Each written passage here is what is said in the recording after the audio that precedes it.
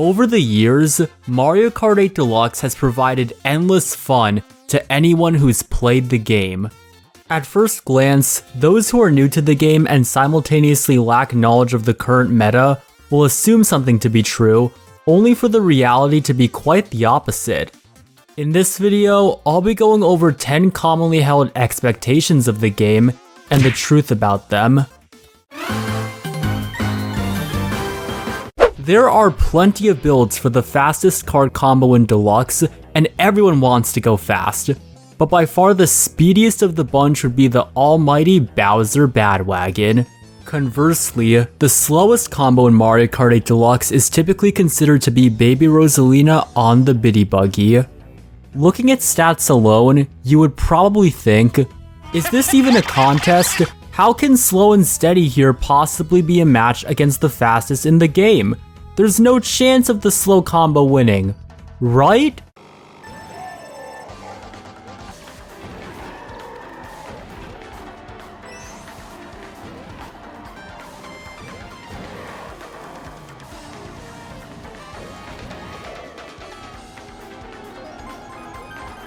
As you can see, if we were to pit these two combos in a race against each other, it's actually the slowest combo that is faster.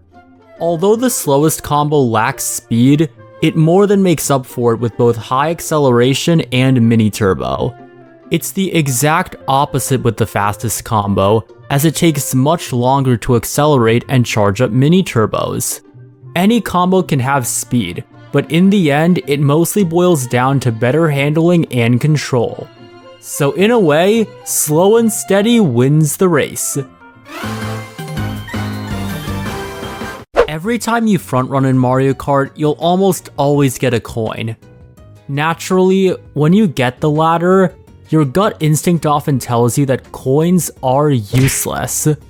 After all, you probably tend to favor the more OP items, like bullet bills or golden mushrooms, or desperately need item protection to hold on to first place. So, are coins really that useless? Is going for them just a useless cash grab outside of unlocking all the card parts? Well, you're not gonna believe this, but coins are actually very, very important to get whenever you're racing. For one, the more coins you have, the faster you move on the racetrack. And secondly, getting more coins maximizes your odds of getting the rarest items in a race. Tell me, do you know why people constantly collect coins whenever they bag online? This right here is exactly why. Getting coins makes bagging work out and the payoff even more rewarding. And remember the comparison I just made between the fastest and slowest combos? The fastest combo with 0 coins is actually slower than the slowest combo with 10 coins. So all in all, getting no coins versus getting 10 means all the difference between getting first or dead last. After spending literal eternity collecting coins, racing on 200cc, racing in mirror mode, and just trying to unlock everything else in the freaking game, you finally get the ultimate reward, the golden combo. Based on looks alone, and the amount of absurd dedication you've put in to get all the necessary parts, you would think that this would be the best combo in the game, right?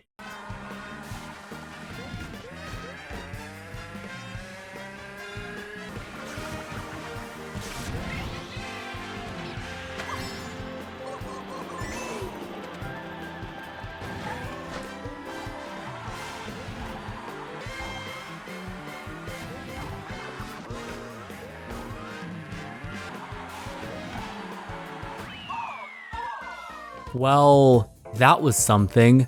As much as I hate to admit it, looks really can be deceiving, and the golden combo is no exception to this. While it has some things going for it with its immense speed and invincibility, its poor acceleration and mini turbo mean that it's pretty bad overall. A lot of tracks in Mario Kart 8 Deluxe have these branching paths that are essentially mirrors of each other. Some notable examples of this include Sweet Sweet Canyon, Rainbow Road, Big Blue and Ice Ice Outpost. From the looks of it, it may be tough determining which of the two paths are faster, but your mind would probably come to the consensus that it doesn't matter which one to take given their identical shape.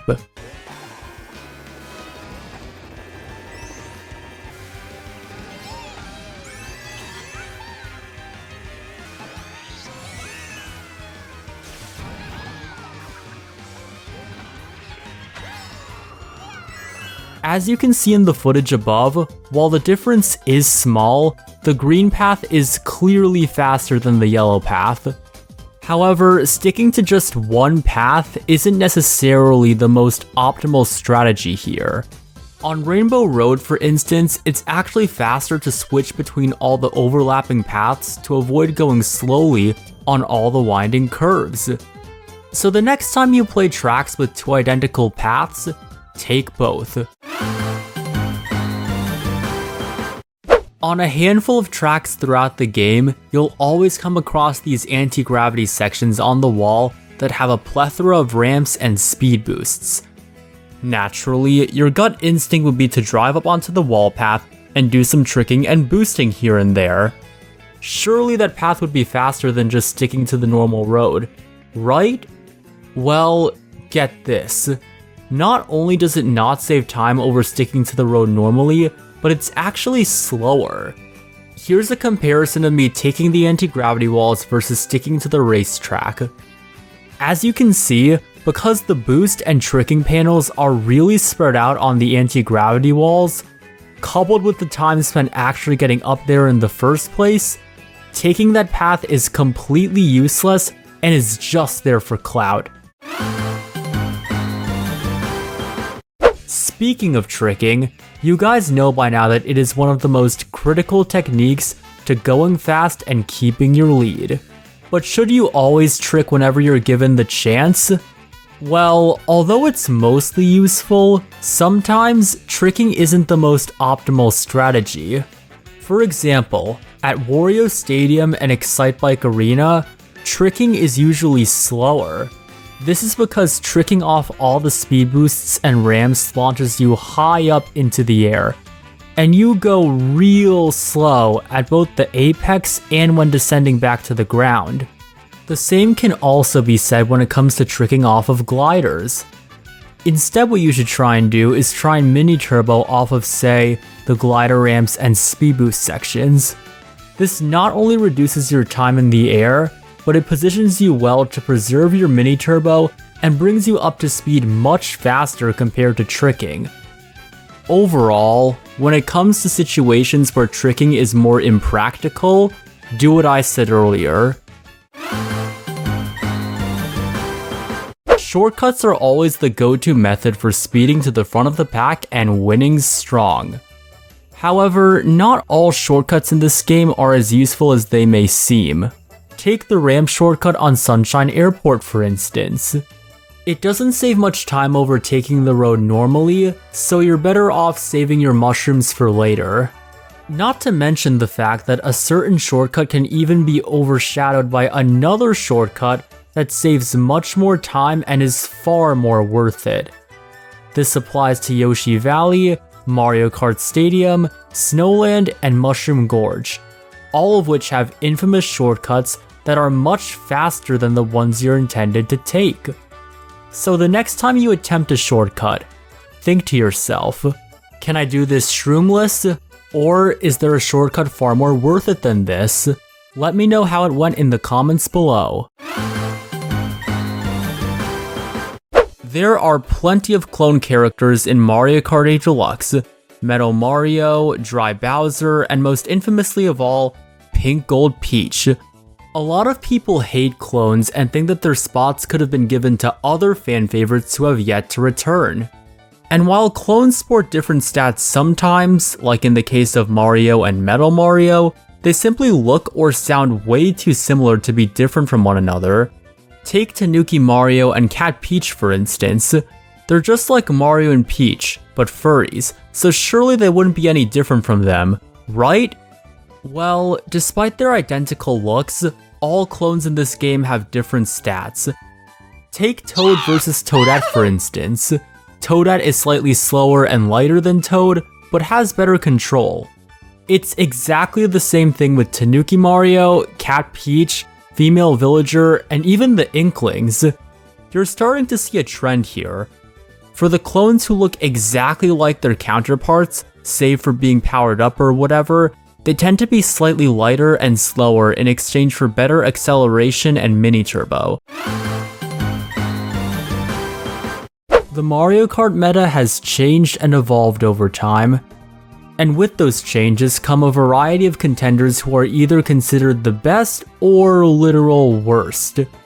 Given how the Mario Kart meta has always been centered on characters and vehicles with optimal stats, it's the norm to see everyone using the same character over and over online, with just 1 to 2 outliers. However, just because it's so rampant to see people sticking with the current meta, doesn't mean that everything else is completely useless and unviable. Those people just want to win without any regards to personal preference. But there are others out there who are the complete opposite. For example, I play as Toadette, and even though it's more difficult for me to keep up with the front of the pack, I will always be a proud Toadette main no matter what. Anyone can pick up any character in this game, whether fast or slow, and still have a decent shot at winning. So, if you want to main that dry bones, go for it. No.